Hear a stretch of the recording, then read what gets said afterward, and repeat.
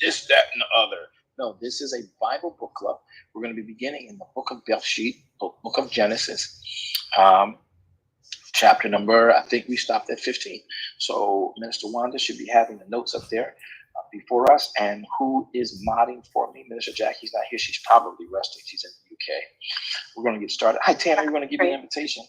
Tammy to come on up. Doreen, give you an invitation to come on up. Eugene, invitation to come on up. Fran, that's me sending you guys the invitation. I want you to grab your mic. You don't have to use it. We don't want your members. We don't want your followers. We're just here to make sure that all of us have opportunity when revelation hits us to share it. Come together. Let us reason together in His Word. We're so glad to be a part of doing and having the Word of Elohim in this season. All right, everybody, let's get started. All right. Father, we come before you in the precious and the matchless and the mighty and the most magnanimous name of Yeshua HaMashiach. We do love, adore, magnify, exalt, and extol you because of who you are. We ask now that your grace and your spirit rest with us and upon us and for us and toward us, that your spirit would be all that we need. We digress. That you would increase anything of us that is of supposed celebrity or status or title or sense of impact that we may have or has been laid upon us. We decrease it all, lay it down that we might learn your word and learn you. This is our earnest and open prayer. In the mighty name of Yeshua HaMashiach. So we ask now that you would teach us your way, teach us your word, for it we desire to have. Let your words and the words of our mouths and the meditations of our hearts be acceptable in your sight, Yahweh. You are our Redeemer. You, of course, are our strength. Have your way as we listen and obey your words and instructions. All right, moderators, tell us why we're here, and then we're going to have you guys go through a quick snap with our notes from last reading session. Remember, get your Bibles prepared to go to the book of Bereshit. That's Hebrew for the book of Genesis, which both mean book of beginnings. All right, so I want you to get that. You are going into the book that is a part of what we call the Torah. Remember, the word of Elohim is in the Torah. The Torah is in your Bible, and it is a significant piece. If you're going to learn anything about your Bible, it should always start with your readings from Torah. It is the foundation for all things in your Bible. All right, moderators, talk to me. Tell me why we're here. Shalom, good evening, everyone. Thank you so much for joining us tonight in the Bible Book Club. We are here every Thursday at 1 p.m. and 7 p.m. Eastern Standard Time. If this is your first time, please make sure that you click on the greenhouse above so that you will become a member and be notified every time that we open a room. We have another club, the Preceding Word, and that meets every Monday, Wednesday, and Friday at 1 p.m. Eastern Standard Time. And we have our next club, the Darash Kingdom Ministries. And for that, we meet on our Sabbath studies. Our Sabbath Midrash studies start on Friday night at 11 p.m. and then continue again on Saturday mornings at 11 a.m. Eastern Standard Time. We also want you to know that we are here for our Sunday morning service tomorrow after Sabbath, every Sunday at 10:15 a.m. And we have our weekly Bible study at 7 p.m. on Wednesdays. We want you to know that our rooms are recorded live. You can find them on Facebook at BWJ Ministries. We are on day 4 of our 21-day challenge, The Man in the Mirror. And the challenge is to make sure that every morning you take a moment to look at yourself in the mirror and ask this question: who will I emulate today? Will it be His word or will it be the world? And you have to answer. And so we have those memes that you can find on Instagram, on Facebook, and we are sharing them on Twitter as well. And we turn it now over to Minister Wanda to give us the notes from last week. Shalom, everyone. So glad that you're here. If you look at the top of the page, you will see your notes, and we're asking that you would grab them down as we read our notes from last week. Excuse me, guys. From last week, which was July the 21st July 21st, 2022. So our beginning scripture was Bereshit 14:1. Our scriptural focus was Bereshit 14, 19 through 20. And our ending scripture was, we began actually at Bereshit chapter 15. Now, some of the key points from last week were, when reading Bereshit, be intentional about distinguishing between the name of Avram and Avraham. Until he becomes a father, you must identify him as Avram. And you can get that and that great explanation on our Clubhouse replay beginning at 19.2. Now, Avram's feet walked on every region that Yahweh promised to give to his seed later. It would be a part of his DNA, meaning that by the time he produced seed, those children that come, they will come knowing that the land belongs to them. And that's in reference of chapter 14, verse 17. One rule of thumb in war is that the spoil or the bounty of the war is whoever you win, you own, or whatever they have, you own. Another important thing that we need to realize is that when a king wins a war, the nation he defeats becomes his.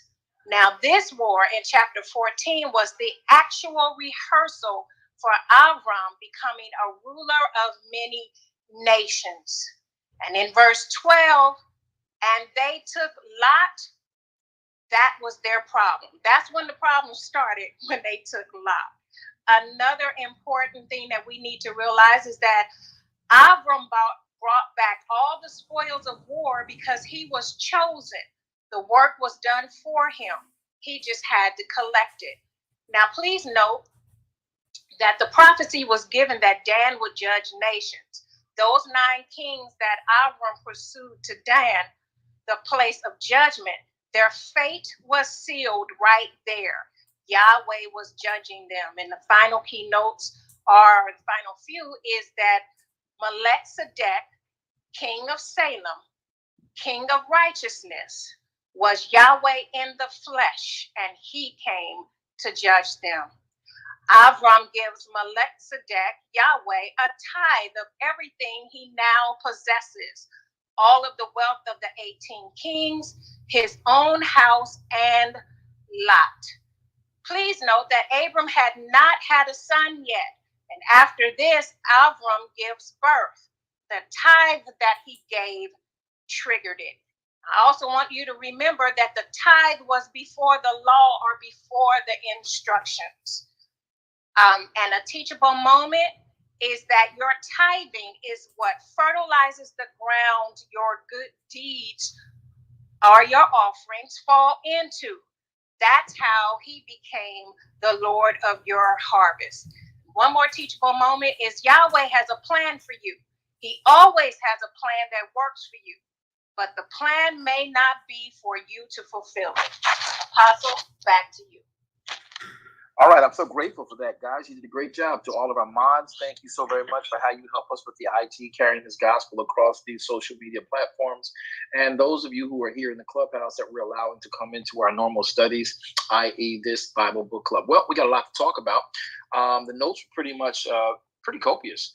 I want to talk about something we didn't talk about today in the earlier broadcast, and I know that the 1 p.m. group and the BK group, UK group is going to be upset with us because we're actually going to read the writ in this particular Bible book club, and we'll get them caught up.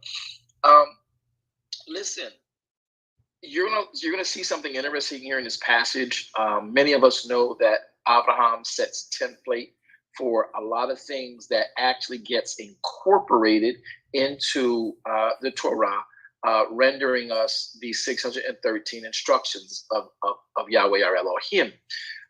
So let's look at another one that many people did not realize, but what you're going to do is learn today. So let's just get right into the writ. One other thing. This challenge, how many of you guys are getting the opportunity to actually get the challenge and go on IG and grab the memes for each day as you look in the mirror And there you go. All right, great. Y'all guys go get those memes and share them, okay? Make a comment, share them. Let's make this something that people have to consider when you wake up in the morning without being abrasive. You wake up in the morning and you got to look at yourself in the mirror and say, who am I going to emulate? It is the Man in the Mirror Challenge. 21 days. We're in the third, fourth day, I think. And so get into it. And when you look yourself in the mirror while you're brushing your teeth or rinsing your mouth out or washing your eyes or whatever it is, makeup off your eyebrow because you went to sleep without taking off last night, that's a problem. But make it your business to answer yourself as well. Look in the mirror, ask yourself, hey, who am I going to emulate today? And then look yourself right in your eyes, the windows to your soul, and say, I am going to emulate either the word of Elohim or I'm going to emulate the world. You must choose that day, and your choice will determine how things begin to gravitate towards you. All right, we're in Bereshit, chapter number 15. I want everybody to go there. Come on, let's get there. Let's get there. All right, so let's get started. Let's get going here. In the passage of it,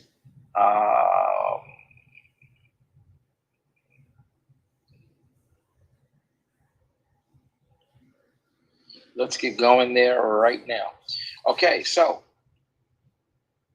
in the book of Bereshit, chapter and number 15, we did read chapter 14, and we learned a lot about what Avram did. Avram, not Abraham. He's not yet the father of many nations. He is the father that is, of course, Yahweh incorporating him. He is the actual high father. That's what Avram means, the high father.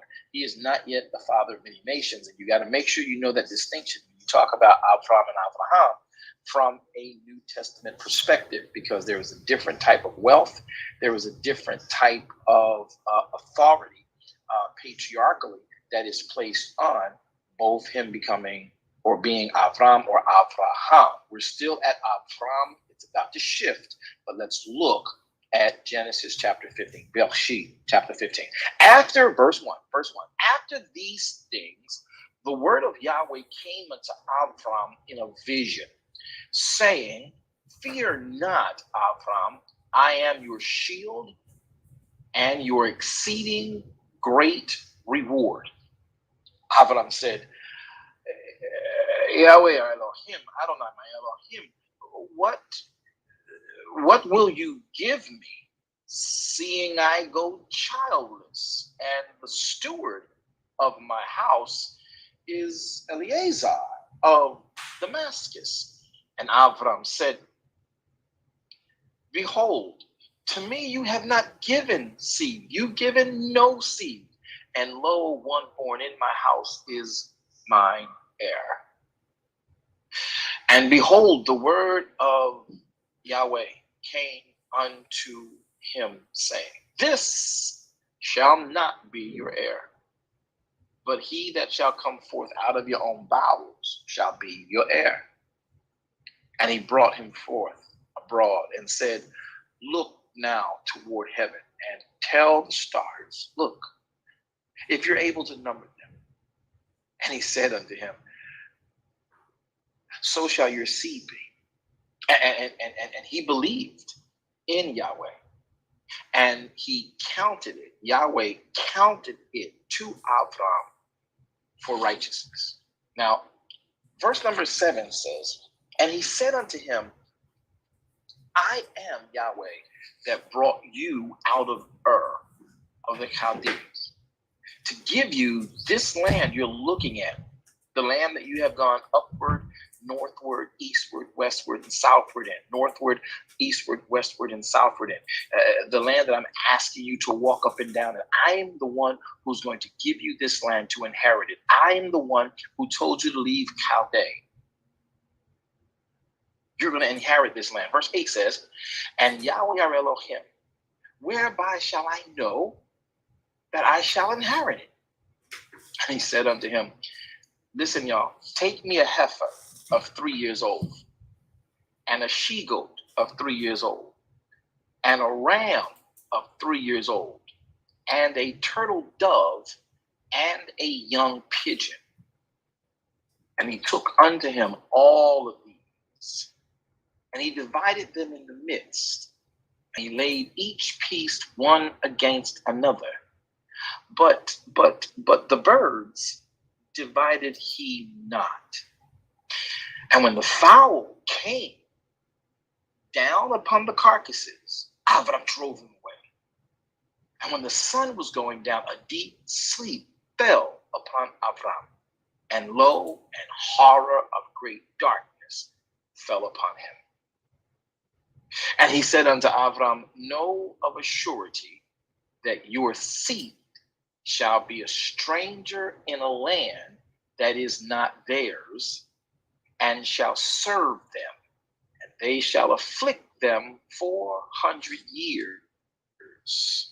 And also that nation whom they shall serve will I judge, and afterwards shall they come out with great substance. And you shall go to your fathers in peace, and you shall be buried in a good old age.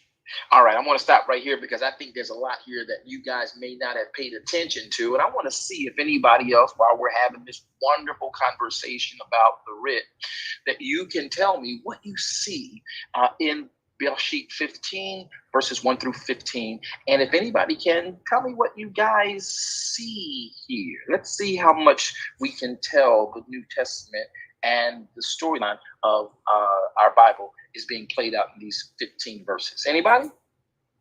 If you do, you want to share, I want you to come off of mute, say your name. Even if someone else is talking, say your name.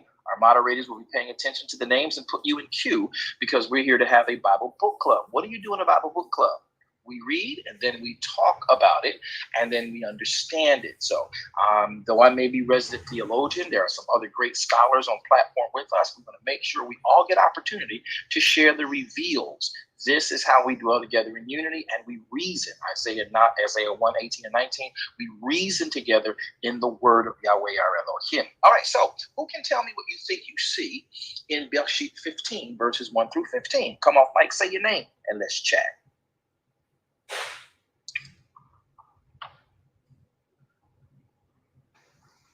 Roundtree. All right, Roundtree, what you got?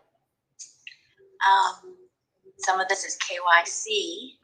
Okay, well, hold that thought. Then if it's KYC, let's see who else knows what we got. That's going to be a sort of unfair advantage. I want to see if anybody else can actually see what's in this passage in this chapter. All right, anybody else? Before we go to the KYC grads. Oh, okay. Does that mean everybody's a KYC grad on this platform? Woo-hoo! I feel like I'm very excited. I didn't realize that so many have been impacted. Okay, so guess what we're gonna do? Let's get at it. Okay, Roundtree, floor is yours. And Wanda, you'll go next. Let's see how many topics in here that we can quantitatively talk about today. And I'll go ahead and explain them as we move forward. What do we got? Roundtree, go ahead. Yes, so the 5 animals that we see indicate actually our first representation of the fivefold ministry. Okay. All right. And we'll also that their age is 3 years. I think you talked about that in yeah. I'll break the it book down. club. I'll break Bible it down. study. Mm-hmm. I'll break it down in a few seconds, but that's what you see. That's good. All right, Wanda, what you got? Okay, so mine is just starting at verse 1. After these things, the word of Elohim came unto Abram in a vision, saying, fear not. So we have to stop right there. Why was he fearful? Can't just go past that. Something was going on that he was fearful about. And if you continue reading, he said, I am thy shield and exceeding great reward. And so verse 2, you hear Abram tell him what he was fearful about, that he was childless. So that's what I pulled out of the first 2 verses. Okay, that's a good thing to do. That's pretty good. Anybody else before we move on? So we got 2 issues. Avram is fearful, and we also got the items that Yahweh's asked for sacrifice, what they represent, and what they represent for us today. All right, that's a great point. Anyone else want to take an opportunity to talk about what you see in verses 1 through 15 of Bereshit, Genesis 15? Anybody? Come off mute, say your name. Linda. Linda, go. It was the following Minister Wonder when he said that when he told him that he will allow him to bear his own seed, and when he doubted, and he told him to look to the stars and whether he could count, and he wanted to show him, to express to him what it is that he cannot do for him. Okay. All right. Okay. I can live with that. That's good too. Anyone else? I'm going to give one more opportunity for someone to come off. Right. Speaking. Hey, Grice, what you got, my dear brother? In verse 13, he pretty much prophesied to him and told him that, the people were going into a land and they'll be afflicted 400 years, and he was going to bring them out with a great substance. All right, you guys are nailing this stuff on the head. Now, the question is, the reason that we do this is because many people who read the Bible, we just run through all this stuff, and there are 5 different subjects within these verses of 1 through 15 that people do not pay attention to until the storylines unfold. But Yahweh had already prophesied to Avram would happen. So I want to really talk about them and really unpack this. Can we do a little bit of exegesis? Not eisegesis, but exegeting. Can we get in here and extrapolate what is already hidden in the text, prepared for us to receive, understand, and embrace? Let's do that. All right, come on. Look down here. Verse 1, I think it was Minister Juan that raised up the fear issue with Abraham. So here's what we got. So if you take verse 1, he said, after these things. Okay, let's stop right there.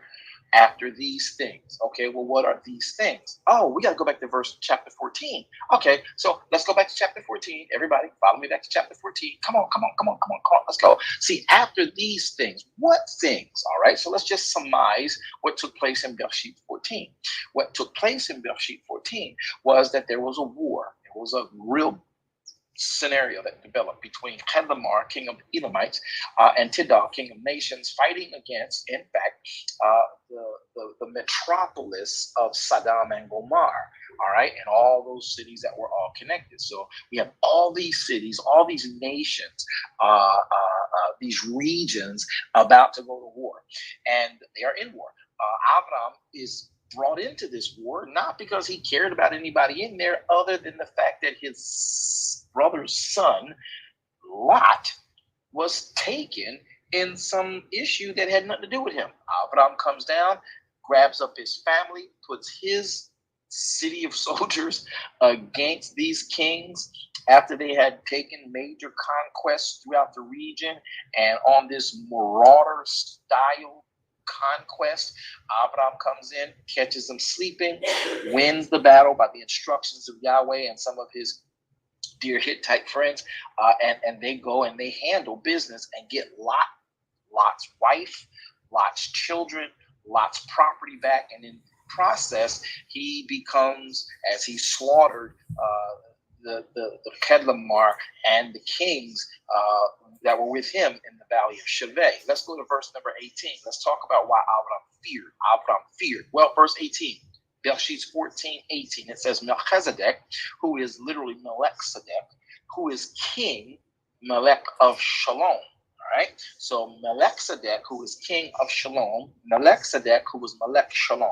he brought forth bread and wine, and he was the priest. He was the Gadol Choanim of El Elyon, and he blessed him. He blessed him and said, "Blessed Baruch be Avram of El Elyon, possessor of heaven and earth.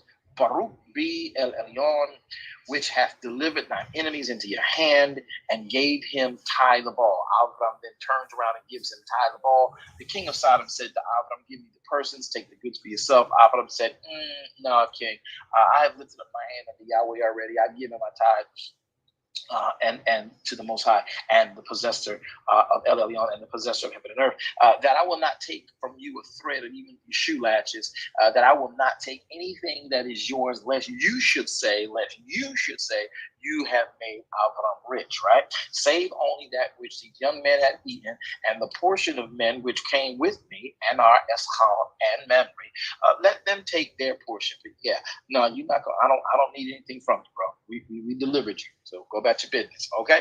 Now he says, after these things, verse 1 of Bereshit 15, he says, after these things, the word of Yahweh came to Abraham in a vision, telling him to fear not. I am your shield. Okay, he just proved that he would be his shield, and he just proved that the reward for Abraham going after and keeping his brother under the shield of Yahweh or Elohim caused him to get the booty that was in that war. He got the bounty of that war. All those rewards were falling upon him. But that's just the beginning of the story, because this thing goes deeper. That's just like a little role play, a little microcosm of what Yahweh is really going to do to Abraham. Verse 2 says, Bereshit 15:2, Abraham said, Yahweh, you are Adonai our Elohim. What will you give me, seeing I go childless? And the steward of my house is this Eleazar of Damascus. Abraham said, behold, to me you've given no seed. I'm old, my wife is old, and lo, the only one born in my house, even these 318 men that you just, we just went to war, he says, is Eleazar. He just had a boy, and his boy looks like it's going to be my seed. So verse 4 says, and behold, the word of Yahweh came unto him and said, no, don't fear. Don't fear. This is not going to be your heir. But he that shall come forth out of thine own bowels is going to be your heir. And so when we look at this, people say, well, Apostle, I get that, but where was the fear coming from? Well, remember back in chapter 13, Yahweh had already told Abraham, when he and Lot separated, to go up and down, northward, southward, eastward, and westward in the land that your eyes can see. Lot took Sodom and Gomorrah. Abraham went over towards Mamre, and therefore whatever he saw from that point, he then had his eyes on.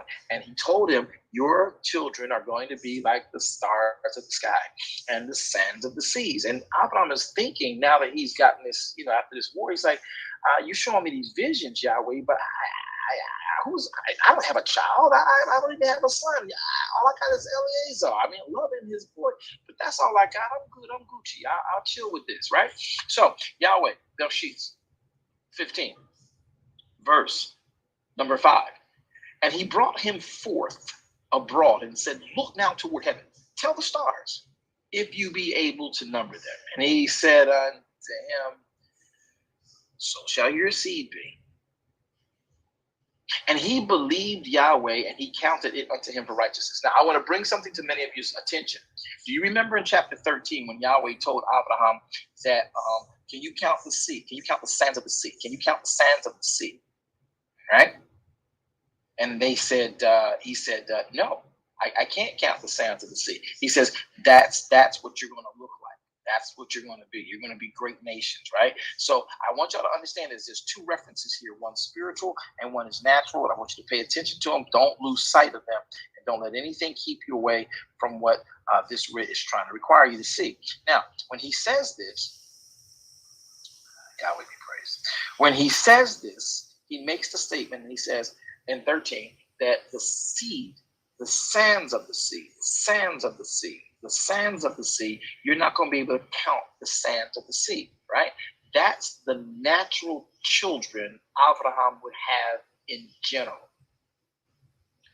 But when he shifts in chapter 15, because of the conversation and securing Abraham's mind that, look, I promised this, I'm not going to let you go. When he says the stars of the sky, that's the spiritual seed.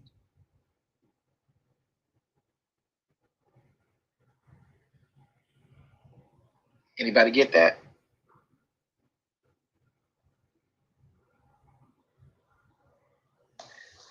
Say it again, Apostle. Yeah, So, all right. So in Genesis, Bereshit 13, Abraham is asked, do you see For the land which thou seest, I will give it to you, and to your seed forever. I will make your seed as the dust of the earth. I will make your seed as the dust of the earth, that no man can number the dust of the earth. That's how your seed shall be numbered, right? So that's like the sands of the seashore, the dust of the earth, right? But then if you notice, that's the dirt, that's the dirt, that's the dirt, that's the dust of the earth. Okay, y'all see that? Okay, that's in verse Genesis 13. I'm trying to show you in hindsight why Yahweh's having this conversation with him. So in Bereshit 13, verse number 12, watch this. I'll go to 11. Lot chose him all the plain of Jordan. Lot journeyed east. Verse 12, Abram dwelled in the land of Canaan. Lot dwelled in the cities of the plains. He pitched his tent in Sodom, but the men of Sodom were wicked. Verse 15, Yahweh said unto Abraham, after Lot separated from him, lift up your eyes, look from the place where you are. Verse 15, for the land that you now see, I will give it you, and to your seed forever. Verse 16, I will make thy seed as the dust of the earth, so that if a man can number the dust of the earth, then shall your seed also be numbered, right?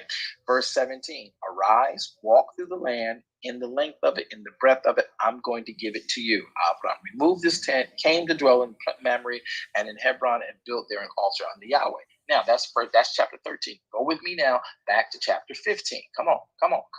So the 13 representation of the earth dust represents the natural children that were not a part of the promise.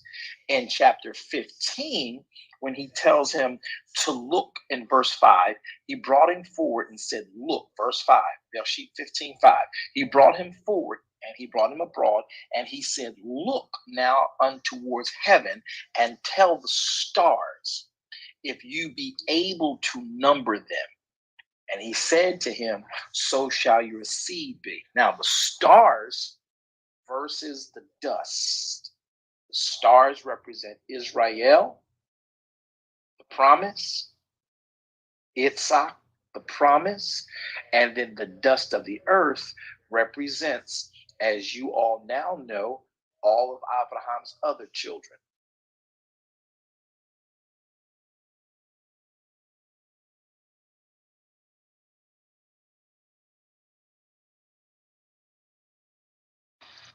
Wow.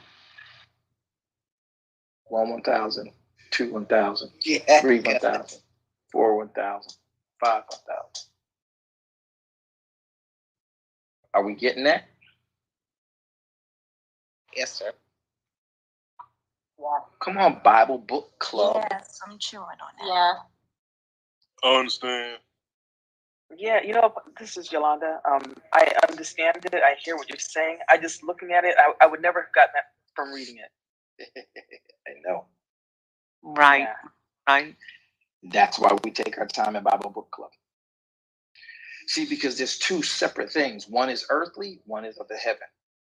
If you know anything about Elohim, his method of operation is what's true in the earthen realm is true in the heavenly realm. What's true in the natural is first true in the spiritual. The stars represents the spiritual. It represents that which is above. And then you have the earth that represents that which is below. It is always a type cast. It's always a shadow. But at end of day, you also have this beautiful narrative that Yahweh himself is saying, listen, I've already told you you're going to have the dust of the sea. One, you shouldn't be fearing that. You're going to have the dust like the dust of the earth. Nobody's going to be able to count you, Abraham. Then he says, with specifics to the vision. See, the one thing we don't have is the pure understanding of what in the vision scared Abraham. There's no theologian that can tell me or tell you or can tell us or I can tell you that we know what Abraham saw in vision, except for what is revealed. Again, that's why Devarim 29:29 is so important. So Abraham saw something that made him fear the ability to fulfill the vision Yahweh had given him. He's like, I don't even have a son. He says, yeah, but the son I'm going to give you out of your own bowels. That would even, watch this for y'all to get deep, that would even incorporate his own bowels, i.e. Sariah.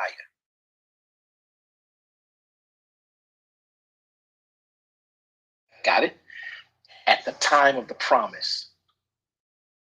So in a sort of kind of a way, and many might take this wrong way, but I don't have time to stop on this, is that this is like the conception spiritually of what Sariah and Avram as a couple have been promised of Elohim. Yes, they were told to leave the land of their fathers, get out of Chaldea. They've gone all these places. They've had these tests. And then Yahweh tells them, yeah, now that you've given me tithe and I know that you got and love me here, I see what you're doing.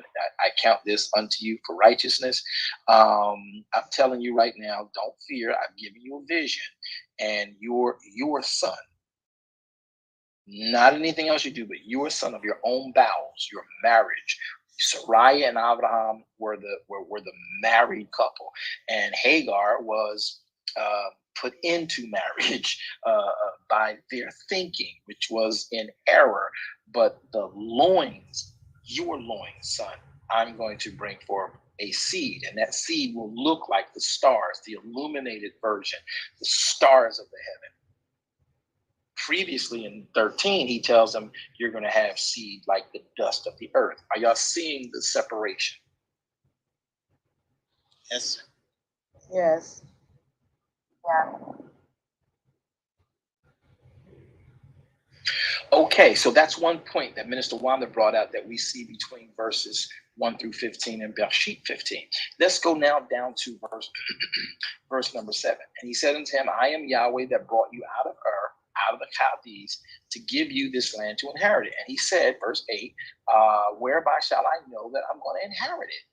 Verse 9, he says, take me an heifer. Here we go. This is the point Minister Roundtree and everybody in KYC should have jumped off your microphones and screamed to tell me y'all knew. All right. So verse 9 says, and he said unto him, take me a heifer of 3 years old. Take me a she-goat of 3 years old, and a ram of 3 years old, and a turtle dove, and a young pigeon. All right, everybody, let's count what we got here. Verse 9, let's count how many items we have. Okay, because not everything here is an animal. So let's look at it. He has a heifer. Verse 9 says, take me a heifer. That's 1. Take me a she-goat. That's 2. Take me a ram. That's 3. Take me a turtle dove. That's 4. Take me a pigeon. That's 5. This, beloveds,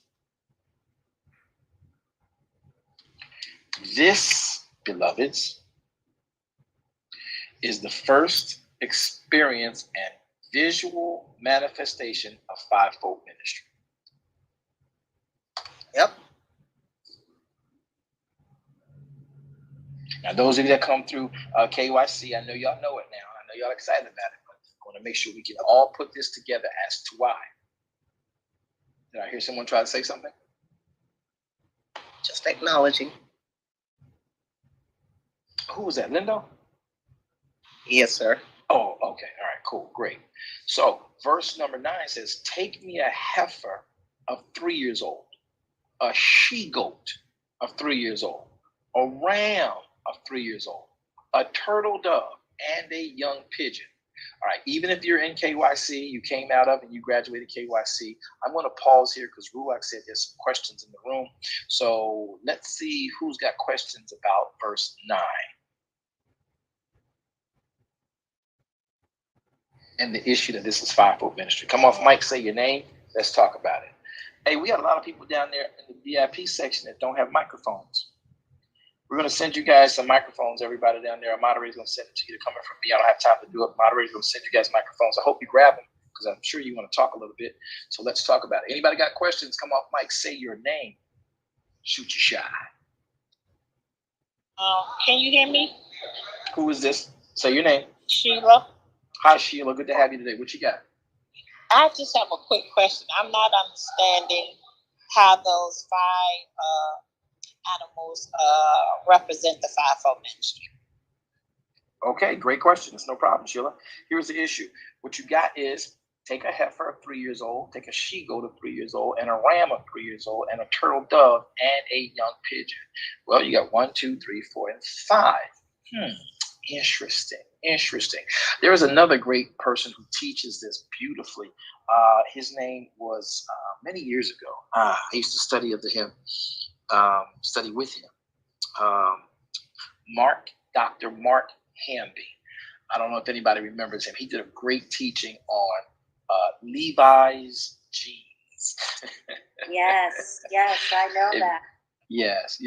So if you guys ever get a chance to look up Dr. Mark Hamby, I don't know if he's still with us today on this side of glory, but it was many years ago, decades back, and we were studying together, and I had beautiful opportunity to share time with him, and he mentored me for a period of time with my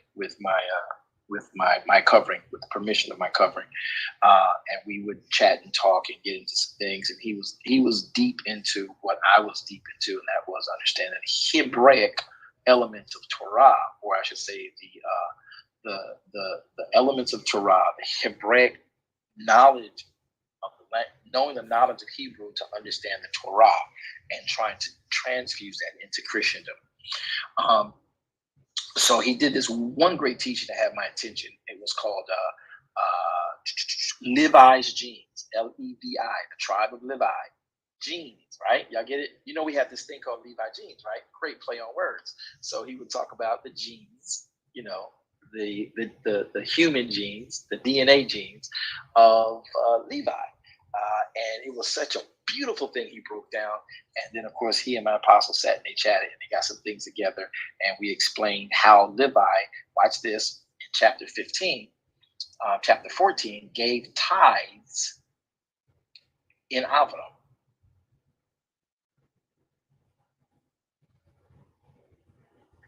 Did I lose y'all? Here. Nope. Someone said yes, someone said no. Okay. So Yes. okay, here's the catch. Levi's genes come from Abraham. So if you go back to chapter number 14, and I read this earlier to you guys in verse number 20, Yahweh our Elohim and Melchizedek blessed. He said, Baruch, verse 20 says, Baruch be El Elyon, which has delivered your enemies into your hands. And Abraham gave him tithes of all. So you read in Hebrews, we're going to go there in just a second. I want everybody to catch this because some said yes, some said no. I want to come back to the question that you have, Sheree, Sheila. I'm not going to forget you. All right? And I want you guys to catch this in the book of Hebrews. Go to Hebrews chapter 7, everybody. We're going to talk about Levi's genes. Levi's genes. Levi's genes. I love this. I love this. I love this. This right here, let me warn y'all though. This right here, my assistant pastor and back some years, about almost 2 decades ago, traveled with me to go study with my apostle and I the way we do whenever we get together.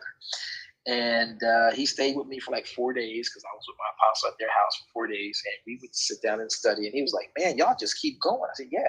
Once we get started, outside of Bible study and sessions and classes, we're still studying as we go along. You know, we'll be in the car driving, you know, and just start studying, you know, just coming off the top of our head without opening our Bibles. Back then, we didn't have technology like we do today on your phone.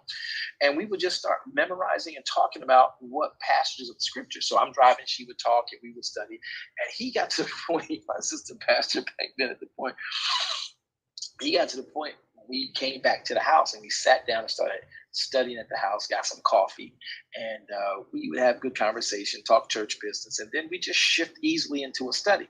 Well, we went here. So in Hebrews chapter 7, we started talking about this. And my dear pastor, assistant pastor, at that time, he said, "I don't want to know no more. It's too much. I don't want to know no more. It's too much," right? That's what he did. He panicked on us. But we got him straight. So let me show you why he did that. Watch this. Verse 1 says, "For this Melchizedek, right? Y'all see this? Y'all know that this is the same Melchizedek we're talking about in Bereshit 14, right? Y'all agree with that? Yes. I need more of y'all to involve because I don't want to be doing this by myself today. I don't want to be teaching by myself. Yes, sir. Yes, All sir. right. So you guys understand that we're talking about the same Melchizedek, who tells you right here in verse 1 chapter 7, Hebrews 7:1 says, "For this Melchizedek, who was Melech Shalom, king of Salem, who was Gadach Hoini of El Elyon, the Most High God, who met Avram." Now, Paul writes Abraham. I think the translators did that. Paul didn't write that.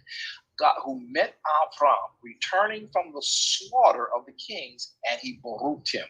All right, so does this storyline connect with Bereshit? Does this storyline connect with the Torah?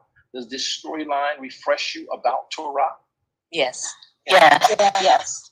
Verse 2 then says, "To whom also Avram gave a tenth part of all." So people say, well, Apostle, who can go back to Bereshit 14:20? Who can go to Bereshit 14:20? I need a reader.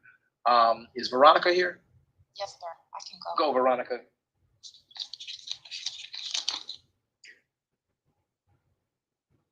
Veronica, why you ain't run track? I see why. Can you hurry up, please? I'm just I'm there. The audacity. Give me Bereshit 14:20. All right, everybody pay attention. Read. And blessed be the Most High, El Elyon, which hath delivered thine enemies into thy hand. And he gave him tithes of all. Okay, so at that last part, you know what, everybody? I think all of y'all need to go back to Bereshit because I want y'all to see it. I think y'all need to see it. So people always say, Apostle, how come you changed the words? It don't say Avram there. Okay, everybody go to Bereshit 14:20. Y'all there? Tell me when y'all get there. We're there. Okay, so if you're reading in the King James Version or any other version, it will never tell you the name Avram. It'll tell you he, right? So, Veronica, while you read that, everybody's going to look at the passage. Everybody look your eyes on the passage while Veronica reads this. Minister Veronica, read that, please. And blessed be El Elyon, which hath delivered thine enemies into thine hand. And he, meaning Avram, gave him tithes of all. I didn't ask you to add that. Just read sorry. what you see. Thank you very much. Yes, sir. There you go. There I you go. stand Being corrected. churchy, doing all way too much. Go ahead. Now read it again. And blessed be El Elyon, which hath delivered thine enemies into thy hand. And he gave him tithes of all. So people think that means that, Melchizedek gives him tithe, or he. It says, so when I tell you, like she just read it, Avram gave the one who blessed him tithes of all. This is where you learn in Hebrews chapter 7 that it was Avram. Okay, everybody come back to Hebrews chapter 7. Thank y'all for going into Bereshit. Come on back to Hebrews chapter 7. Come on. Hebrews 7. Hebrews 7. Come on. Yes, Minister Wanda. Thank you for doing this because I was the one that was struggling with this last week.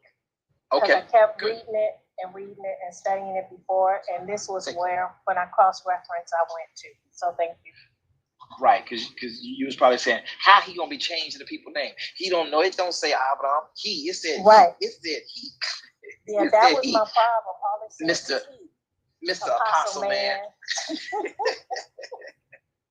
I can hear you saying it too. All right, verse number 2. Watch this. I'm going to reread verse 1. Everybody follow me. Hebrews chapter 7, verses 1 through 2. Sheila, I'm in your question. I promise you, I've not left it.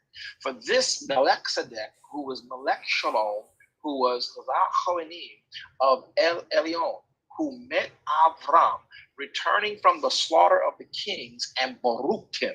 Verse 2. To whom also Avram gave a tenth part of all. So y'all see clearly it was Avram that gave the tithe to Melchizedek. Does everybody see? Yes. Yes, sir. Yes. Okay. Watch this. First being by interpretation, Melchizedek, king of righteousness. Melech means king. Righteousness is Sadek. So Melchizedek, and after that also he was the king of Salem. As you all know, this was the Melech of Shalom, which is now presently modern day Yerushalom. right? Watch this, which is also Melech Shalom. I don't have time to stay there. Okay, so I'm gonna read verse 2, part B again. Being by interpretation king of righteousness, after that also he was king Melech Shalom, the actual place, and which is in the spiritual Melech Shalom, the king of peace, the Erene, the Shalom of Elohim. All right. Verse 3 says Melchizedek was without father. Melchizedek was without mother. Melchizedek was without descent, having neither beginning of days nor end of life. This is why we call this experience Avram had at the valley of at the battle at the Veil a Christophany. More importantly, a flash in the pan of Elohim and the divine coming into a human body, making an encounter. And this is where we know something divine took place. Now watch verse 3. Verse 3 again. Melchizedek without father. Y'all see that, right? Melchizedek without mother. Y'all see that, right? Melchizedek without descent. Having neither beginning of days nor end of life. Wait a minute. Wait. What? Right. But made like unto the Son of Elohim. He abides a priest continually. Now, consider how great this man was, unto whom even the patriarch Avram gave the 10th of the spoils of that war. This is how you know Abraham took all the spoils of the kings and their possessions. As the nature of war goes, they took the spoils of that war. And verily they that are here it is, and verily they that are the sons of Levi, of a truth, they that are the sons of Levi, listen, who receive the office of the priesthood. They have a commandment to take the tithes of the people according to the Torah, that is, of their brethren. Now, though they come out of the loins of Abraham. So Paul is trying to explain to y'all something very deep that nobody wants to talk about. And we say that the tithe don't matter. Watch. Levi is just like any of the other brethren who came out of the loins of Abraham. Like Aaron, Yahweh selected him to do such. Verse 6 says, but he whose descent is not counted from them received tithes of Avram and baruched him that had the promise. And without all contradiction, the less Avram is blessed, baruched, of the better Melchizedek. Are y'all following me so far? Following this writ so far? Y'all following the writing so far? Yes, sir. Yes. Y'all Yes. got that same. Y'all sound like that same look our assistant pastor had when he says, "I can't take no more. It's too much." Hold on, verse 8. That's how y'all sound. I'm saying yes because you asking us, and I don't want to be disrespectful, but I really don't follow. All right, verse 8. Watch. Watch this. And without contradiction, verse 7, the less Avram is baruched of Melchizedek. Verse 8, and here, right here in this moment, men that die receive tithes. Listen, right here, men that die receive tithes. I want y'all to listen closely. We're still talking about fivefold ministry, Sheila. Look, he says here, men that die are receiving tithes. Paul is telling y'all that Levi receives the tithes, but he's also telling you that the first tithe you have recorded, he who has no beginning of days, the tithe went directly to Elohim through he who had the image of the Son of Elohim, who still abides our Gadah Hawanim continually. Abraham gave tithe directly to Elohim through Melchizedek. Got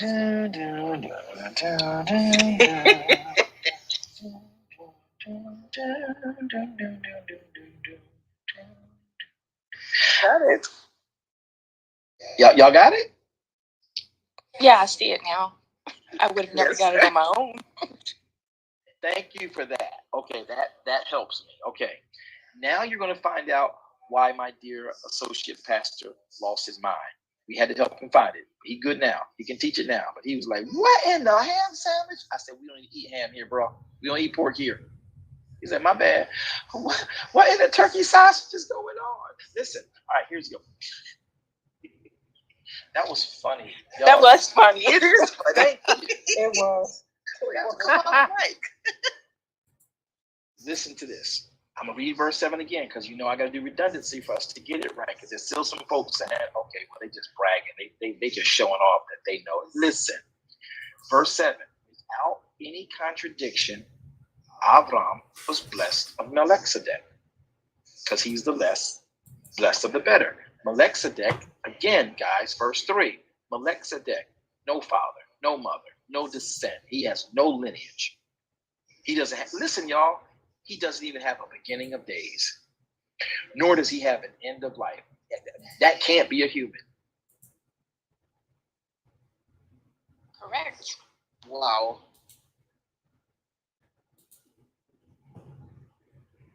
So, without contradiction, and for y'all to understand contradiction, it's a very simple word. It is the word antilogia, which is without dispute, without being able to gainsay against this, without strife, without contradiction.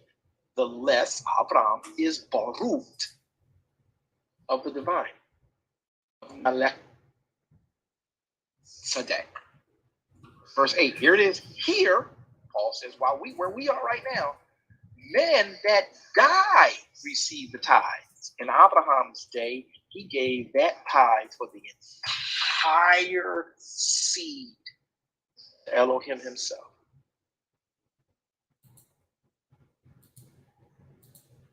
Oh, I'm sorry. I got ahead of myself. Okay, verse 8. Here's where he lost his mind. Right. This is where I need y'all to slow down. And here, men die. You know, we give our tithe to Levi. He's a man. He dies, right? He's appointed to do it. That's his job. But he's a man. He dies. But there, in that moment, he received them. He who received them is Elohim, of whom it is witness he yet lives.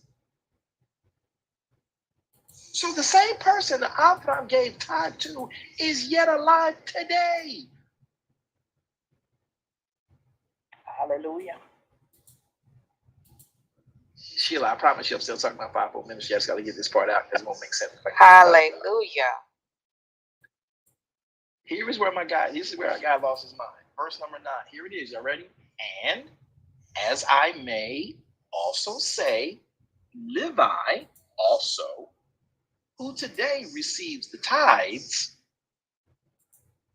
even though he collects the tithes, technically he gave tithes in Abraham's exchange.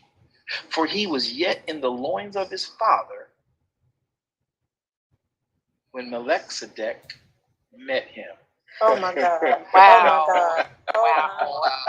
Wow. That's good. Yeah, that's a lot to digest. You gotta Yeah, Oh. that's a mind Good. blower. Why I gotta repeat it? You can read it yourself. It's right there. I didn't make this up. When you say it comes across different. it reads different, right? So why? Yeah. He says in verse 8, I'm going to go back again. And this is why y'all got to catch this. Watch this. Because remember when he says, we have now a high priest after the order of Melchizedek who also sanctioned Levi? Remember when I told you that Yahweh prepared a body for Adonai?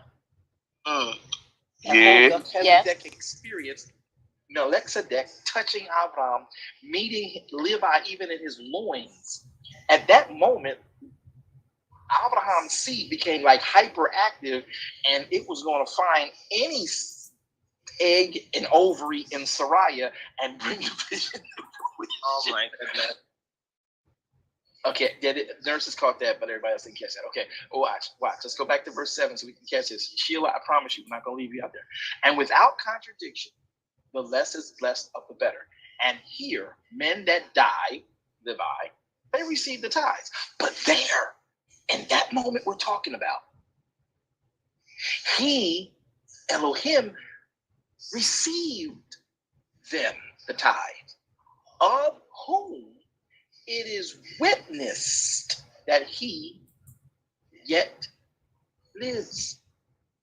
And as I may also say, Levi also, who now receives the tithes and dies, he gave tithes in Abraham. So y'all gonna stop bugging Levi about the fact that he don't give tithes, because he gave tithes in that whole spoils of war when Abraham exchanged and gave tithe to Melchizedek.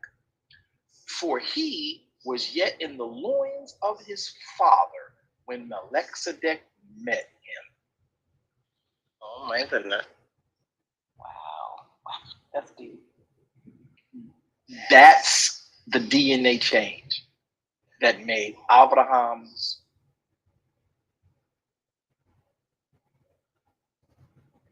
offspring capable of carrying the Adonai in the earth. Wow. Okay, so watch this. Verse 11 says, if therefore perfection were by the Levitical priesthood, for under it the people received the law, what further need was there that another priest should rise up after the order of Melchizedek and not be called after the order of Aaron? For the priesthood now being changed, Yeshua's dead, buried, and rose again. Now there is made of a necessity a change also of the Torah. For he of whom these things are spoken pertaineth to another tribe, of which no man gave attendance at the altar. This is when he slammed his head on the table and was like, take over. I could see why.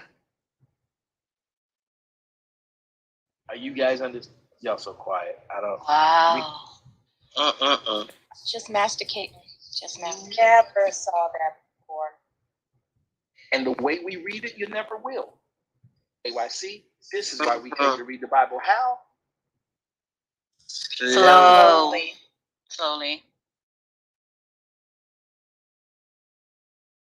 It just sounds like the Amen Corner is getting this. Is anybody else in the room anywhere near intrigued by this? Or y'all just think we just trying to pontificate on some stuff? We just, This is Eugene. I am still, I'm not going to say confused, but I'm not there with you.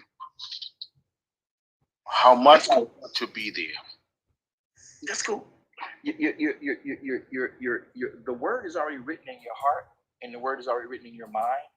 And that's why you won't tune off and go nowhere, because that which is written in you and covered up by all the world you've lived all your life is reaching out and being drawn up by this word externally being presented to you. Y'all know how we talk that, right? That's just something deep. So people who just met us, he's just trying to be deep using words. No, they know what I mean. Listen, this is why Hebrews is so important. And only Paul could have written this.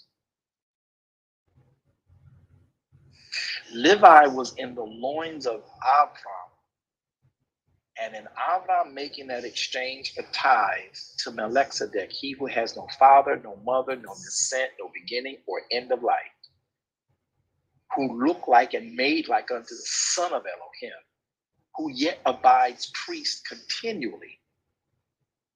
Levi, when Avram made that exchange, also gave tithe. Do you know how much wealth that had to be exchanged to Jerusalem, which is still a city today? I'm going to leave that right there. The next thing you must understand is that if therefore perfection was made by the priesthood Yahweh selected when he let Melchizedek meet Levi, this is where Melchizedek ordains Levi to be the priesthood, for under it, that priesthood of Levi, the people received the law. Because who knows the job of Levi once they came into the promised land? Did they get anything? Did they get land? No, they didn't. No. Did they get heritage? No, they didn't. What was Levi's job? They could take care of the tabernacle. Say it this way. All things tabernacle. Just say it like that. All things tabernacle. Levi's job was all things tabernacle. So their job was all things tabernacle. Their job was to make sure everybody understand the Torah. Their job was to make sure all the times and the schedules and the offerings and the altar worship was done. Watch. If therefore perfection were made by the Levitical priesthood, for under it the people received the Torah, what further need then was there that another priest should rise up? Well, who rose up, y'all, as the new priest? Anybody know? Yeshua HaMashiach. What tribe is Yeshua HaMashiach from? Uda. He's from the tribe of Uda. Okay, so let's listen to what Paul says. If therefore perfection were by the Levitical priesthood, for under it the people received the law, they didn't perfect it, did they? What further need, if it was perfection of the Levi, would there have been for another piece, a priest to rise up after the order of Melchizedek? Oh, and not be called after the order of Aaron.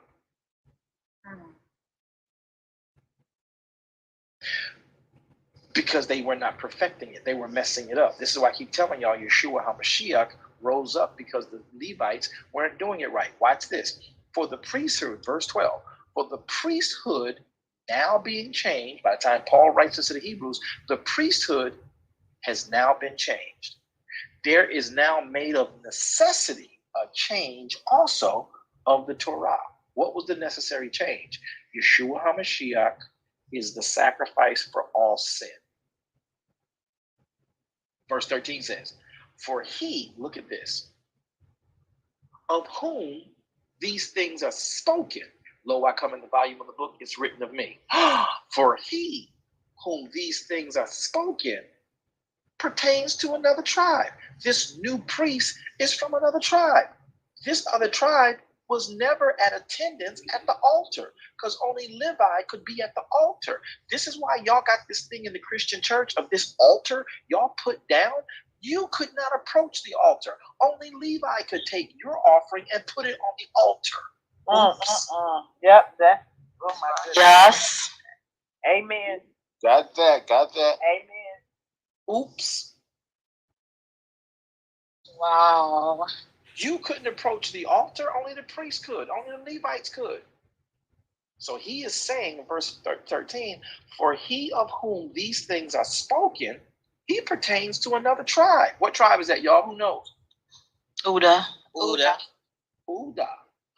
Of which, the tribe of Uda, no man gave attendance, gave service at the altar. So what you altar workers doing? Wow. Not the things of Halloween.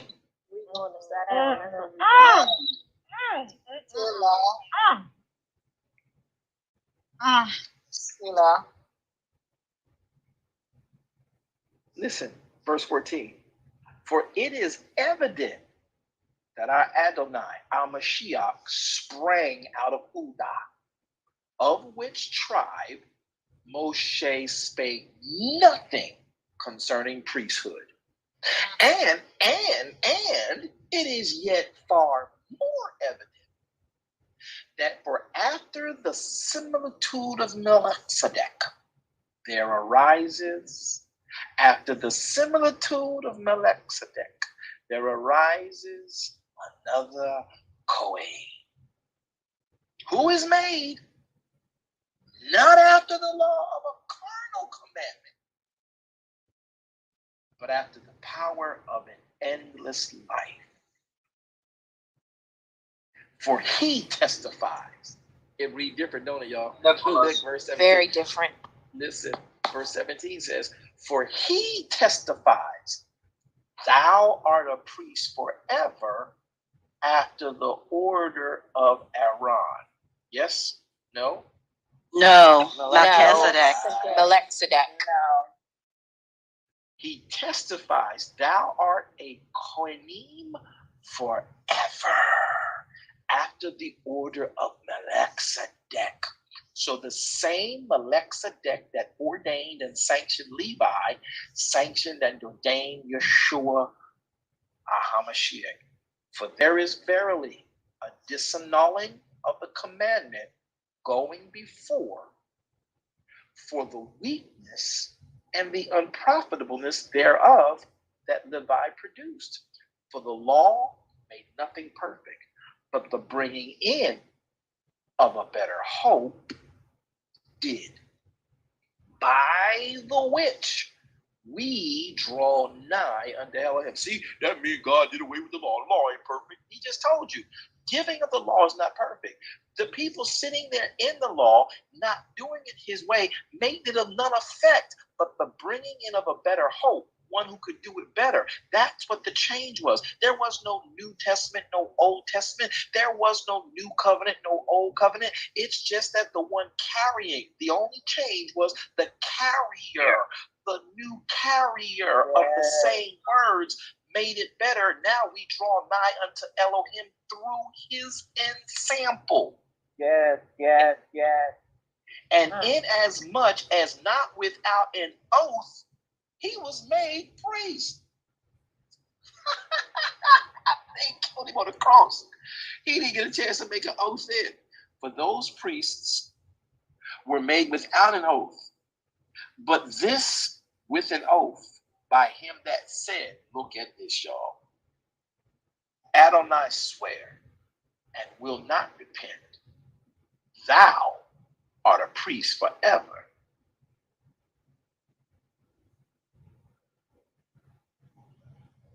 After the order of Melchizedek. After the order of the King of Righteousness. I gotta stop. I gotta get to Sheila's point. Sheila, I'm sorry it takes so long to hear. Will you forgive me for deviating from your question and not getting to your point? Sheila's still here. Did she leave? Does she? Sheila? Sheila here? Sheila?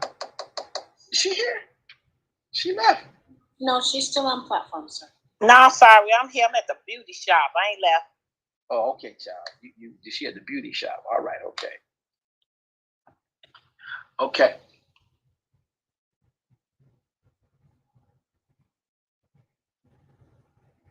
We're gonna leave Hebrews chapter 7 because I feel like I want to teach it. I can't teach no more that right there.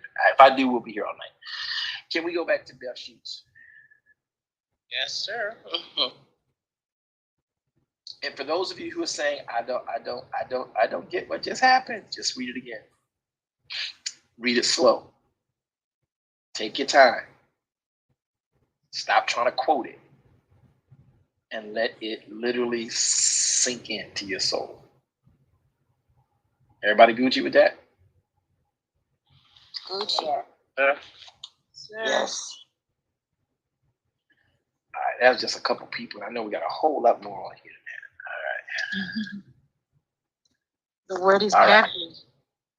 Yeah, it's a lot. I ain't gonna lie, that's an awful lot. I don't know if y'all want me to keep going or y'all want to stay here and stick with it and we come back to Sheila's question later. But this is a part of Sheila's question because if you don't understand that part, it's going to be harder to understand where we're going here. Now watch this. This is why you got to read the writ and everybody got to stop with all this trying to be, biblical reciters without really understanding what you are reciting. Okay? Okay, Bereshit 15. Now, we started in verse 9. He said, take an heifer of 3 years old, and a she-goat of 3 years old, and a ram of 3 years old, and a turtle dove, and a young pigeon. All right, so we talked about Levi genes. Y'all see Levi's genes? They come from Avram. Y'all see that? Yes, sir. And his genes got changed when Melchizedek met him in his loins.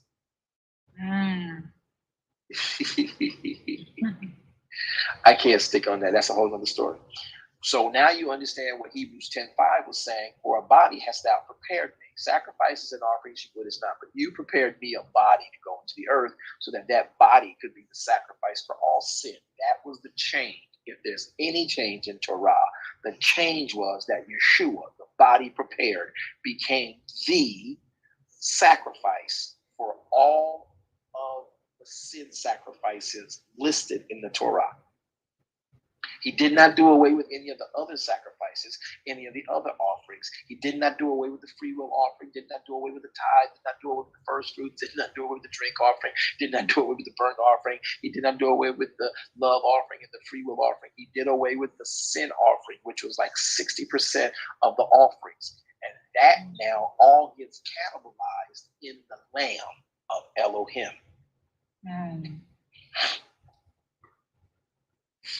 Can I keep teaching? Nope, I'm not supposed Keep to be going, teaching. We're sir. supposed to be learning together. Nope, no, you're not. Yes. No, We you're not. learning. We learning. We supposed to be. We supposed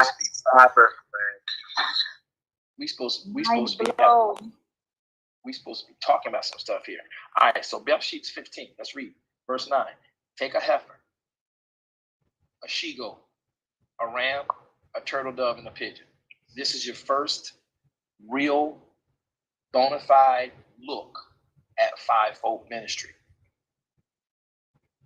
So the heifer, for everybody to understand, is the apostle. The goat is the teacher. The ram is the prophet. The pigeon is the evangelist. And the turtle dove is the pastor.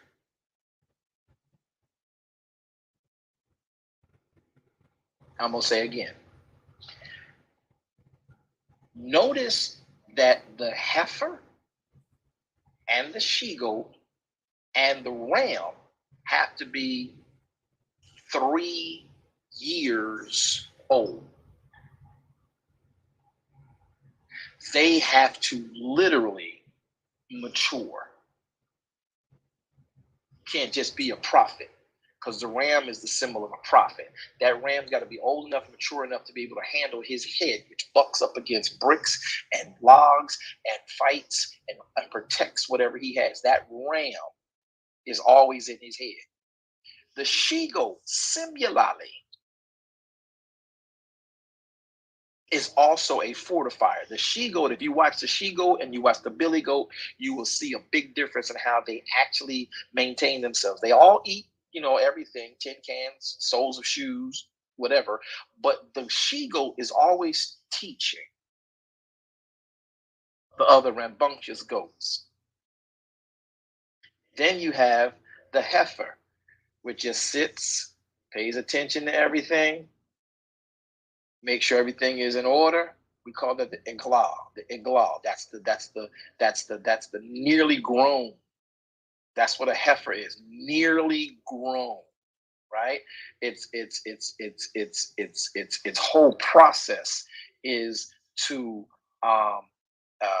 it's to be like a bullock of sorts. Okay, it's the ral. And when you look at what this does, this heifer is the one who is looking around to help, and just a vibe about a heifer. Now y'all giving the heifer a bad name in modern day. Y'all calling other sisters heifers, and you heifer, and tell that heifer I said sit down. You don't even know you complimented. You ain't nothing but a big fat heifer. Yeah, that part. And you got to understand what that means is they ain't going nowhere. Matter of fact, people called the person a heifer negatively because they couldn't pull nothing over on the heifer.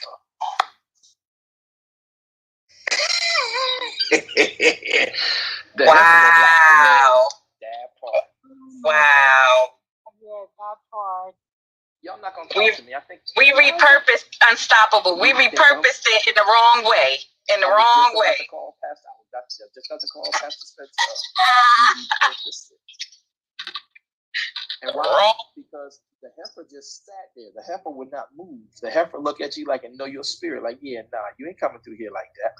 Not gonna happen. What's the apostle do? The exact same thing. Sorry, we're not letting you get at these people like this. Not gonna work.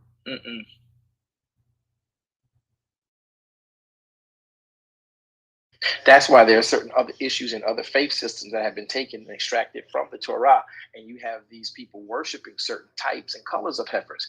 There is also a prophecy about a red heifer. Y'all gonna have to learn that later on. I don't have time for that today. Y'all like Bible Book Club, or y'all just think we be talking? Yes. I love it. I love it. I love it. For me, I love it because it's not deep in depth, but it's where it helps you understand things that have not been really broken down. So it's like you breaking down piece by piece. The different things of everything that you need to know and understand that was not literally taught in the church. Amen Okay. to that. So here is not what you got by your fivefold ministry. Now watch this. Y'all ready? So we talk about verse 9. We got the heifer, that's the apostle. You got the she-goat, that's the teacher. You got the ram, that's the prophet. Now these next two, one's a turtle dove. If you know what a turtle dove and a pigeon are, they're cousins. The turtle dove is just more nurturing. The turtle dove puts her wings around all of her chicklets, the little babes, and covers it up. There's a beautiful picture of a turtle dove with its wings around its offspring on a tree while the rain is pouring down, and the turtle dove has her wings over. And the dove and the pigeon are cousins, right? So the turtle dove is the pastor, always covering, right? Then you have the young pigeon, which is what they use to send messages.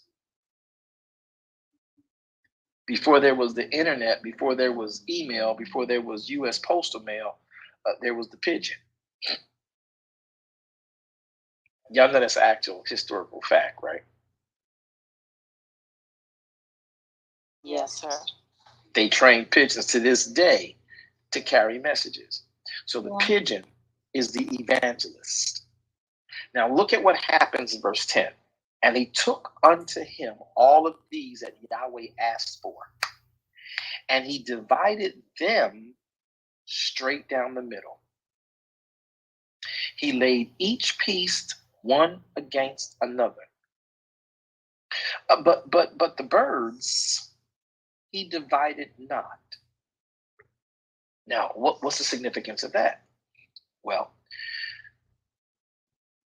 the beast of burden, the cattle, the heifer, the goat, the ram, 3 years they had to be matured, 3 years. And then they had to be cut open.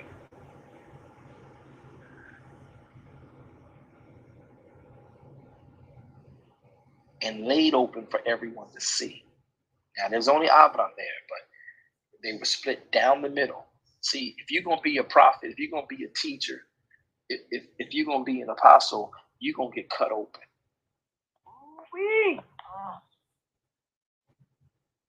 Y'all not really ready. I think this is just cute ancillary information.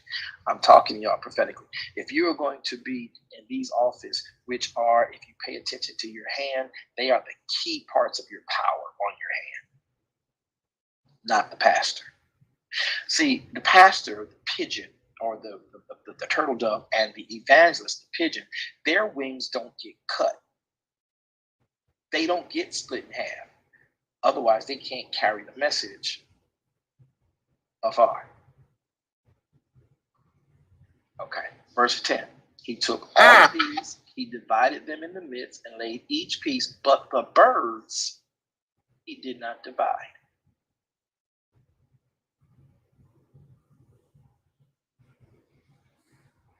Now, this again is another thing that we teach about how long, watch this, how long a person is proven in an office.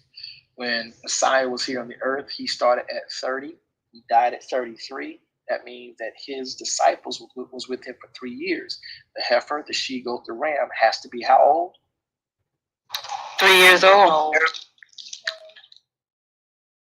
So how long should you be in training for those specific offices before you actually are considered to be prepared for that office? 3 years. 3 years. And what office do you use? And what office do you use for the office of training? Bishop. The deacon. The office of the deacon. So that means if you a deacon for 25 and 30 and 87 and 92 years, Not 92. You never grew up. Y'all get that? Because you're not supposed to be a deacon that long. You're a deacon so you can prove your fivefold ministry gift and your faithfulness and your loyalty. Everybody go to 1 Timothy 3. Come on, because I don't think I'm lying again. 1 Timothy 3. Come on, 1 Timothy 3. Now see, y'all would never have stopped to pull this stuff out of the Torah, would you? We'd have just read through it like it was just history. No, truth be told, no. So that you understand how long you should be in training for the fact that you now know what your calling is, you should be in training for at least 3 years to prove the faithfulness of it. Watch. Now, some of y'all gonna get trapped up here because you got your own, you got your denomination's ideal of Timothy, 1 Timothy 3. But I'm gonna read it to y'all, and then I'm gonna get right down to the point. This is a true saying: if a man desires the office of a bishop is not that Catholic person that you see. The episcope means the office of a bishop, meaning someone who is going to be a superintendent, basically, right? But does not mean that they are over the church. So Timothy, who was the pastor, is being written to by Apostle Paul, talking about the office of a bishop. So if a man, pastor, desires the office of a bishop is someone who is under the parenthood, yet is trying to help the parenthood disseminate the message to the people in the congregation and help the pastor get the message across. Superintendent, overseer. The bishop does not ordain the pastor. The pastor ordains and identifies the bishop, because the bishop, no disrespect to the way we've repurposed it today. Don't y'all go out here talking about, you bishop, you ain't. Listen, we've repurposed it, okay? But the bishop is not to ordain the pastor. The pastor ordains the bishop, because the bishop is technically someone who is coming into and desiring to know their calling and wanting to help ministry go forward in the spirit of rightness. So if, verse number 1, if a man desire the office of a bishop, he desires a good work. A bishop then must be blameless, husband of one wife, vigilant, sober, good behavior, given to hospitality, apt to teach, not given to wine, striker, not greedy of filthy lucre, but patient, not a brawler, not covetousness, one who rules his own house well, having his children in subjection with all gravity. For if a man knows not how to rule his own house, how in the world shall he take care of the church of Elohim? He can't be a novice. That means he's got to be reading the writ. He cannot be a novice. He's got to be avid. Lest being lifted up with pride, he fall into condemnation of the devil. Moreover, he must have a good report of them which are without, lest he fall into the reproach and snare of the devil, meaning he's got to be mature. Verse 8 says, likewise must the deacons be grave. Well, that's two different things, the deacons and the bishop. No, they're really not. Likewise, the deacons must be grave, not double-tongued, not given to wine, or greedy, filthy lucre, holding the mysteries, again, not a novice, holding the mysteries of the faith, not a novice, in pure conscience. They got to be avid. They got to be real students of the writ. Let these also first be proved, Then let them use the office of a deacon so they can be found blameless.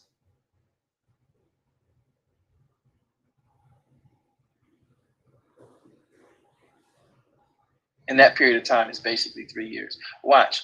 Even so must the wives of these individuals be grave, not slanderers, sober, faithful in all things. Let the deacons be the husbands of one wife, ruling the children in their own household well. Same like the same exact job description of the bishops, right? Yeah, because it basically is. For they that have used the office of the deacon well, purchase to themselves a good degree. Now you get elevated. A great boldness in the faith, with which is in Yeshua HaMashiach. It wasn't for you to sit and to be a deacon for 80,000 years. You use the office of a deacon. You use that educational process where you're under oversight and you are overseeing at the same time.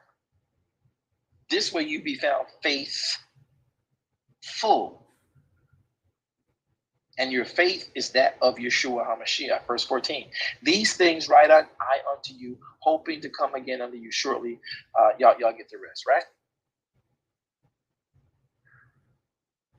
Y'all know this is not how crickets sound, right? Y'all do know that. Y'all, I hope y'all, this is not how crickets sound.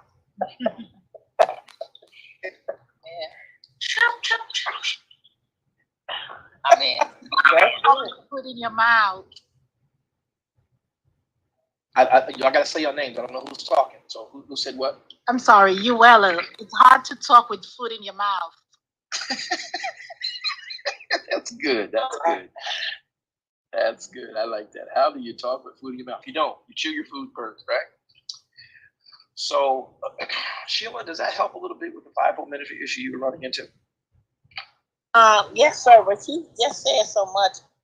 I'm gonna have to listen to this again because I hear something about a 3-year training. So you're telling me when a deacon, or maybe you could clarify, when a deacon, well, a deacon is to help with the fivefold ministry. But what if they're not doing that? Negative. A deacon is what an elder is. What a bishop is basically an elder. What a bishop is basically an elder. What a bishop is basically an elder in training. The elder is waiting to get their degree in their fivefold ministry gift. They've identified, okay, I'm all for it. I'm all in for helping to propagate this gospel. This is why we teach KYC. Once you know your gift, whether you're a prophet, an evangelist, a pastor, or a teacher, and you got an inkling that you're something, you're trying to be an elder in the organization, trying to help disseminate the message of the pastor who is ordained, already came through the office of a deacon, has now his degree, and now has great boldness in the faith. Right? So a deacon and a bishop are basically the same. Boy, you gonna get some folk mad at me for about 25 years behind that, because you think they're different and they're not. They got the same job description. Paul, like all of us who teach well, we use redundancies and we give you the different names that these offices also look like. So the bishop is someone who is trying to be and wants to help the pastor. The pastor is already degreed. The pastor is already ordained. The pastor is already set. Now you got someone who's identified. I got to call him. And now you set them who's trying to help propagate the gospel in a place where they can be taught. You use the office of the deacon. That's a training ground.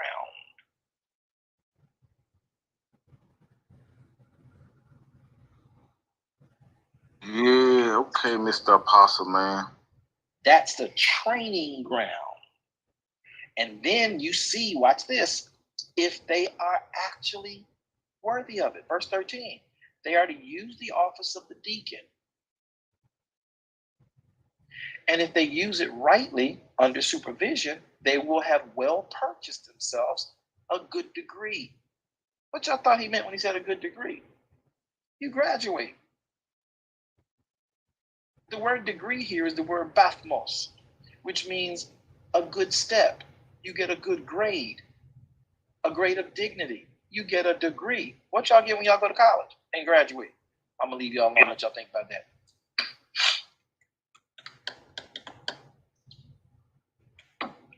Okay. It's so y'all. I'm gonna look up crickets in the dictionary and find out how they really sound, because I know this is not how crickets sound. Yeah, that part. So, Jordan. this is what we got to understand. Now, watch. He says, so, verse 10, and let these also be proved. How do you let them be proved? Let them use the office of a deacon so they can be found blameless. Because a lot of people start and say, I want to do it. I want to help. You know how we start well, but we don't end well. We end up not proving to be, really, really ready for the change. That's why you use the office of the deacon. What's the deacon do? The deacon helps us serve different areas. They look to serve. They learn how to serve. Now, we have taken our deacons and bishops, Methodist, Presbyterian, Lutheran, Wesley, and all that. Say, well, how you figure this out? And all the churches before us, they all use the deacons, and the deacons is a big thing. Because people have not read what Paul wrote. We read the New Testament. We didn't read it from Paul's understanding of how they would even train up in the temple, the priests, the Levites. Now that you're under a new high priest, Timothy is not under the Levitical order. He is under the new high priest of Uda. And Paul is helping to define how we train people up in becoming faithful workers with great boldness in the faith that is Yeshua HaMashiach.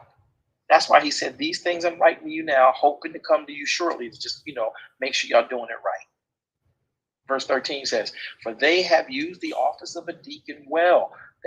For those who have used the office of the deacon well, they purchase to themselves a good degree. We can verify after 3 years of watching you, my brother, my sister, in the office of pastor, watching you study and learn to be pastoral, watching you to learn to be a teacher of the calling, and watching you to be a prophet, watching you to be an evangelist. We know that you are not a novice. We see that you are avid about this. You are under tutorship. You are under mentorship. You are persevering through. We're going to go ahead and ordain you. We know that at some point we're really going to be able to trust you. And if we ever have a shift, you're going to be someone able to step in and keep things going so we don't miss a beat. That's what the office of the deacon does. It's a training ground. It ain't a lifestyle. That's wrong. That's good.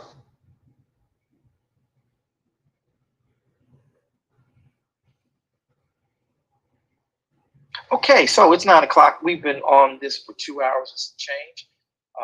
I'm hoping that you guys have enjoyed yourselves. And moderators, I guess we'll come back and pick up verses 16 throughout. Did y'all, was this worth your time? Anybody real quick want to make a comment on whether you've heard, understood something? Eugene. Brother Eugene, shalom to you, sir. Shalom. Come on, yes, bring it. Come on, bring it. Yeah, this is worth my time. I would like for us to study this in Sabbath, especially 15. That's just my like. And then also, with what you just pointed out about a bishop, the thing that came to my mind is that we have more false bishops today, because if they do not have Catholic. The word bishop is a Greek word. Catholicism was Latin and Greek. And when they used the word for someone who would be an oversight, a superintendent, an overseer, they just went completely strictly into the faith system of Catholicism, which had the Episcopal. Just like we switched that word Ecclesiastes. The ecclesia. That's a Greek word. That's not a Hebrew word. Think about what it means, and why is it that Ecclesiastes, a Greek word, is in the Hebrew side of the Bible, the Old Testament? Yeah. But you said something else that was key pertaining to bishop as well.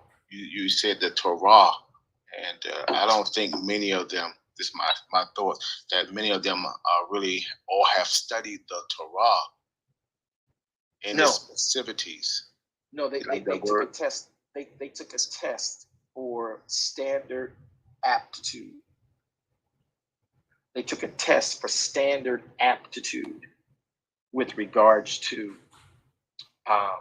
the Old Testament, because your modern day bishops today, except for those who are true historians, those who are there's different breeds, but the typical bishop from Catholicism, where we get that construct from, they're the ones who changed this word around.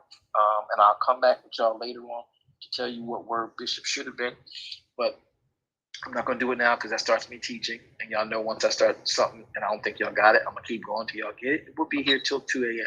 That's not going to happen. So at the end of the day, we took bishop to be what it is. And no, many of them who come through theological seminary have taken a test on the history. You know, it's like you and I doing social studies.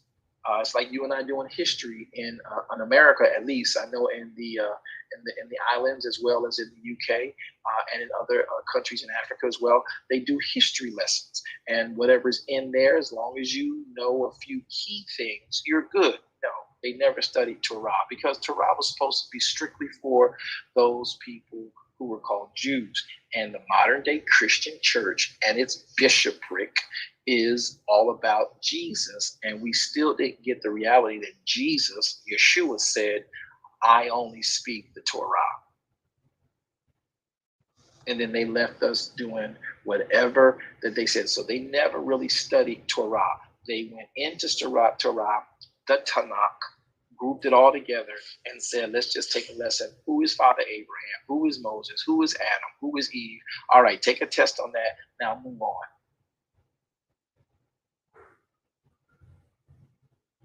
That's a fact. It's a hard reality, but that's a fact.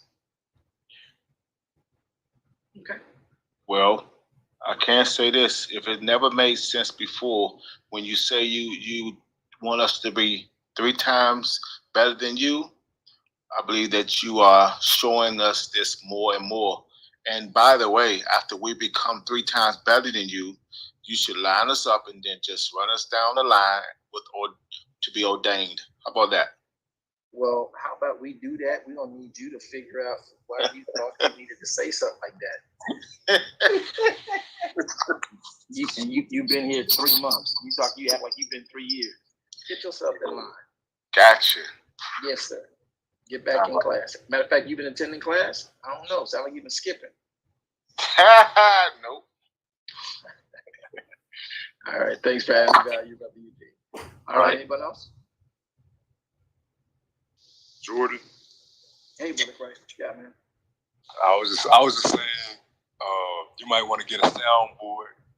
So whenever you say crickets, you can download the soundboard app on crickets. Press it.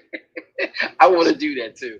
Somebody help me find the appropriate soundboard to match it up on this Facebook and StreamYard platform. So whenever y'all hear me put crickets on there, I'll at least give y'all a good covering.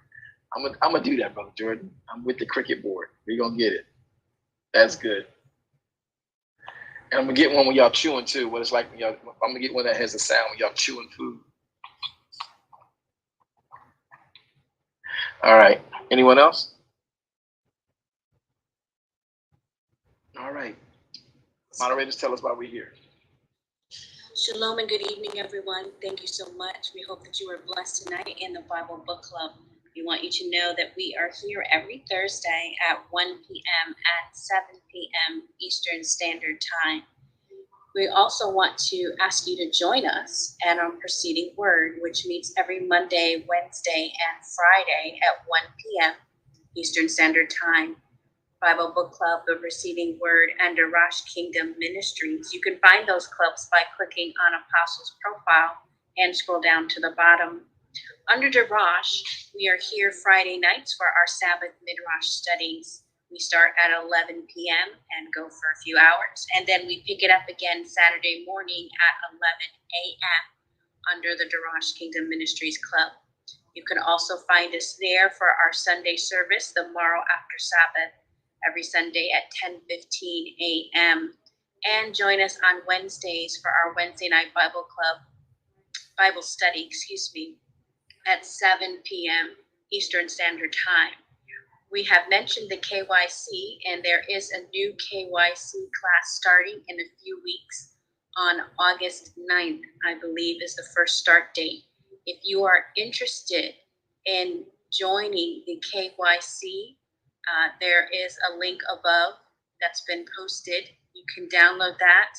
If you are just listening and cannot, you can email staff, staff.kyc@gmail.com, staff.kyc@gmail.com, and they will get back to you with the enrollment information that you will need.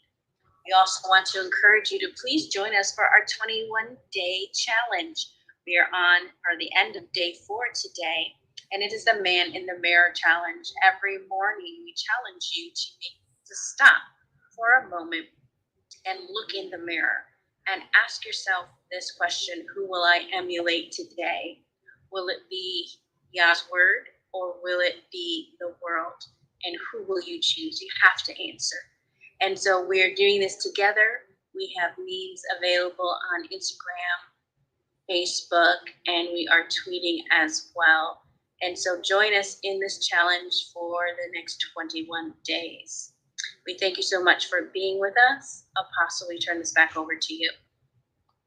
Yahweh be praised. Thank you, guys, you moderators. I appreciate you, all of you, from the UK to South Africa, to the Eastern and Western, Central, and Mountain Times, and the Islands, all who help us to carry the gospel on these social media streets.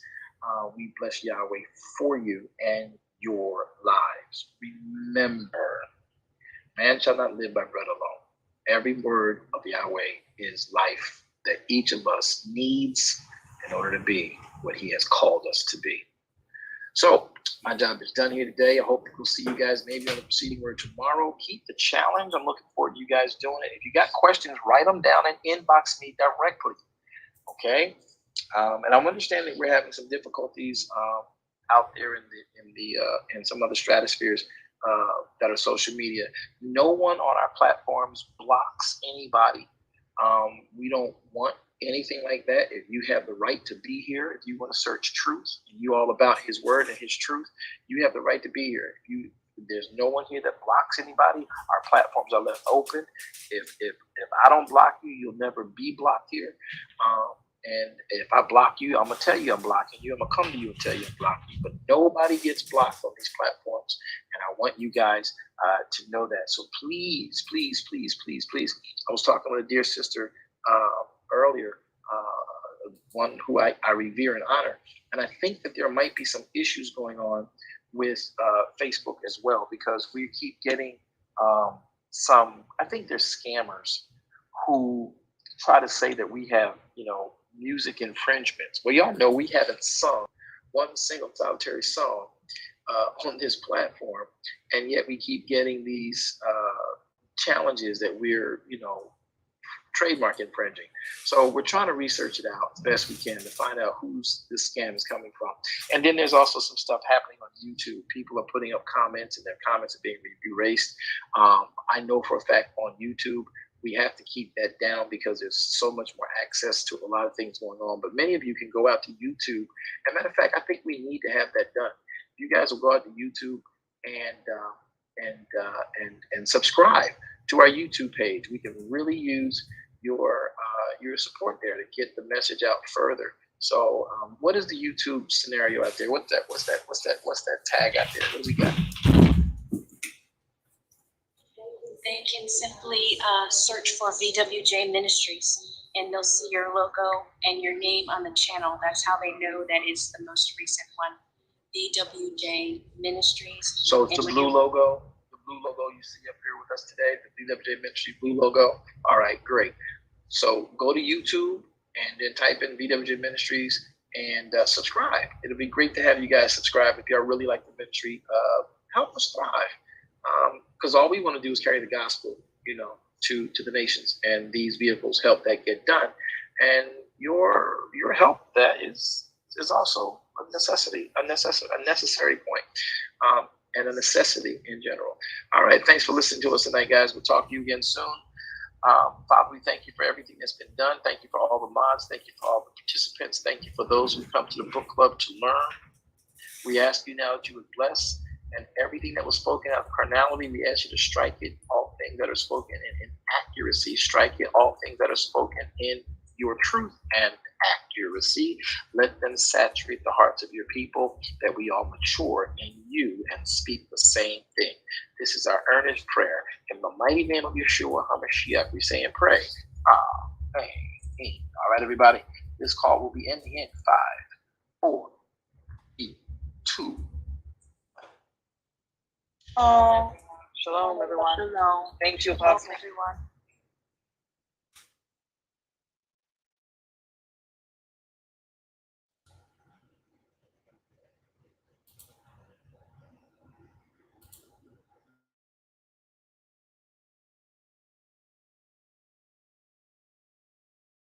Thank you for tuning in today. I hope that this message has been a blessing to your very life and your soul, and more importantly, your walk with the King. Well, we have come to the end. I hope that you would consider becoming either a partner with us in ministry, or if you're not already a kingdom citizen, consider becoming one. By doing that, you can sow into this ministry so that we are able to continue to teach this type of ministry at a grand scale. Join us on all of our social media platforms and visit our webpage to make your contributions sure. Thank you. Have a wonderful day. Shalom Aleichem.